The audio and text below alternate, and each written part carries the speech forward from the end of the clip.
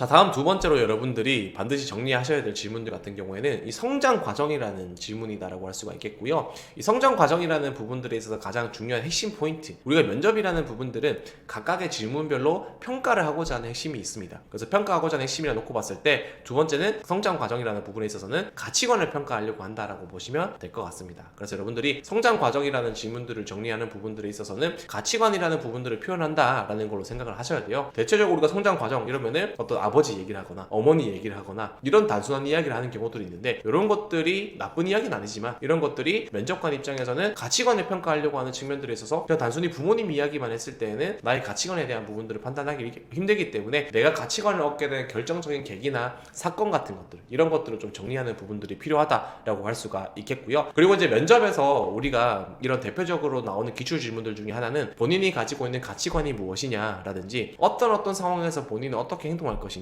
어떤 상황에서 본인이 가장 중요하게 생각하는 것은 무엇이냐라는 것들을 물어보는 것들도 있습니다. 그리고 우리가 성격의 장단점이 어떻게 되십니까? 지원자 본인은 성격이 어떤 부분들이 있나요? 라고 물어보는 것도 있고요. 그리고 본인은 어떤 상황에서 스트레스를 받냐, 어떤 사람과 잘 맞냐, 잘 맞지 않냐, 조직도 마찬가지죠. 어떤 조직과 잘 맞냐, 맞지 않냐 라는 것들을 물어보는데, 이 모든 것들의 중심이 되는 것들이 결국에는 가치관이다라고 할 수가 있겠습니다. 그렇기 때문에 우리가 내가 가지고 있는 가치관이 무엇일까? 나는 어떤 것들을 중요하게 생각하는 사람일까? 내가 중요하게 생각하는 가치관이라는 부분들을 실현하기 위해서 나는 어떤 성격적인 특성을 가지고 있을까? 이런 부분들에 대해서 정리하고 이해하는 시간들이 필요하다라고 할 수가 있겠고요. 그렇기 때문에 이런 가치관이라는 부분들을 정리를 꼭 하셔야 된다라고 할 수가 있겠습니다. 그래서 이 가치관에 대해서는 여러분들이 꼭 정리를 하시고 성장 과정이라는 부분들과 연결시켜서도 꼭 준비를 하시길 바랍니다. 자, 그리고 다음으로 세 번째는 지원 동기인데요. 여러분들이 가장 많이 어려워하고 또 그리고 잘 못하는 또 부분 중에 하나가 바로 지원 동기이죠. 제가 지원 동기라는 부분들에 있어서 여러분들한테 제일 강조하는 부분들 같은 경우에는 직무 중심의 지원 동기를 작성해 주셔야 된다라는 겁니다. 여러분들 지원 동기 지금 당장 쓰신 분들 한번 펼쳐보시면은 이런 이야기 가장 많을 거예요. 현대자동차가 어떤 우리 국내의 생산량 1위의 기업이기 때문에 저는 그런 기업에서 저 또한 1등을 하고 싶기 때문에 지원합니다 라는 얘기를 하든지, 그래서 그런 식으로 어떤 기업의 칭찬, 그리고 기업의 단순한 어떤 정보 나열, 이런 것들을 중심으로 지원 동기를 작성하신 분들이 너무너무 많습니다. 그렇기 때문에 여러분들이 이러한 지원 동기 자체가 지금 이렇게 많다는 거는 앞에서 말씀드린 이런 8대학이라는 부분들과도 좀 연관지었을 때 너무 많은 사람들이 똑같은 지원 동기를 쓴다라는 거예요. 여러분들 아마 지원 동기 쓰실 때 어려워서 제일 많이 보는 게 어떤 현대자동차 홈페이지이지 않을까라고 생각을 합니다. 그럼 거기에서 뭐 우리가 모빌리티 혁신을 이루고 싶어서 지원을 한다라든지, 모빌리티 앞으로 다가오는 뭐 전기차 시대를 주도하고 싶다라든지, 이런 이야기들을 쓰는 부분들이 굉장히 많은데 그거는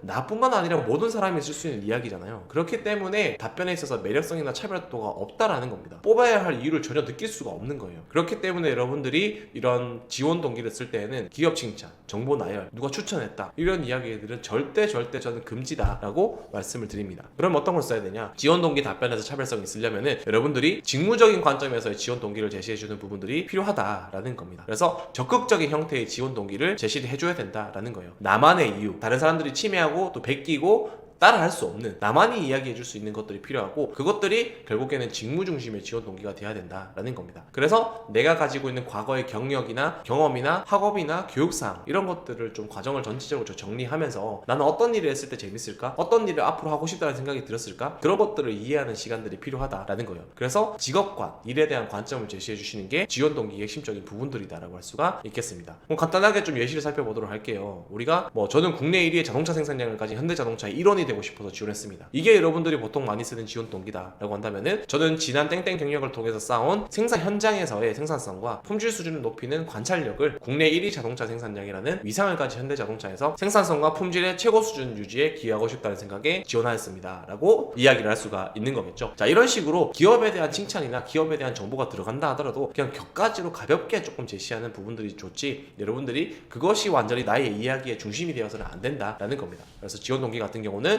여러분들이 직무적인 나의 관점을 좀 제시해주자라는 겁니다.